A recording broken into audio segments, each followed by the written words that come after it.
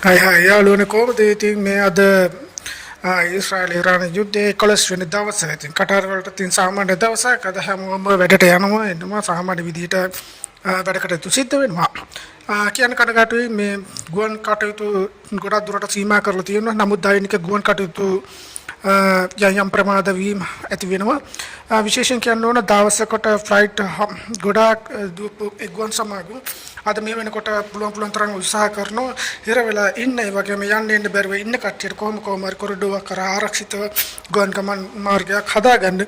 ඉතින් කිසි දෙයකට බය වෙන්න ඕනේ නැහැ. මේ මොකද ඊළඟ පැය 3-4 කොහොම මේ ප්‍රහාරයක් එල්ල වෙයිද කියලා කියන්න බෑ.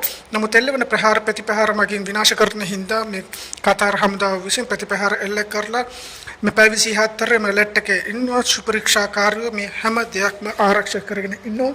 ඒ නිසා කිසි දෙයකට බය වෙන්න ඕනේ නැහැ. යම් කිසි මිසයිල් හෝ බොහෝ දුරට ඩ්‍රෝන් ප්‍රහාරයක් එල්ල වුණොත් සමාජය දැනුවත් කරනවා.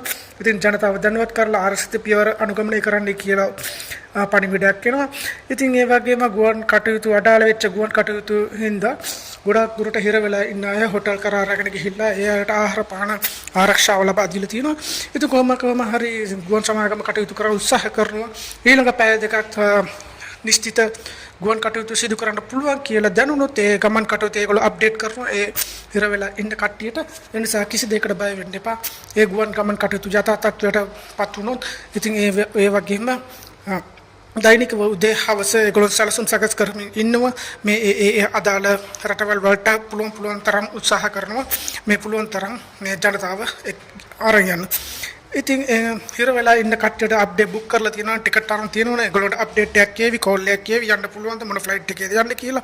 ඒ නිසා හිර වෙලා ඉන්න කට්ටියට විශේෂයෙන්ම ඒගොල්ලන්ට පළමු තැන ලබා දෙනවා. ඒ කියන්නේ ඒගොල්ලන් දැන් දින ගණනාවක් හිර වෙලා ඉන්න හින්දා පුළුවන් තරම් ඒ අයව තමන්ගේ රටවල් වලට රස්සාවට යන්න පුළුවන් කට්ටිය ඒගොල්ලෝ තමන්ගේ රටවල් වලට යන්න ඕන කට්ටිය ඉතින් ඒ පුළුවන් තරම් හැකියපමණේ ඒගොල්ලන් යවන්න උත්සාහ කරනවා. ඒ නිසා හෙට දිනේ අනිද්දා දිනේ මේ විදිහට හැම දෙයක්ම වැඩ කටයුතු සාමාන්‍ය විදිහට කරයි. ඉතින් මේ යුද හමුදාව විසින් මේ මිසයිල් ප්‍රහාර මේ ප්‍රතිපහාර එල්ල කරලා හැම දෙයක්ම ව්‍යර්ථ කරන නිසා සාමාන්‍ය විදිහට ජන ජීවිත හැම දෙයක්ම සාමාන්‍ය විදිහට සිද්ධ වෙනවා.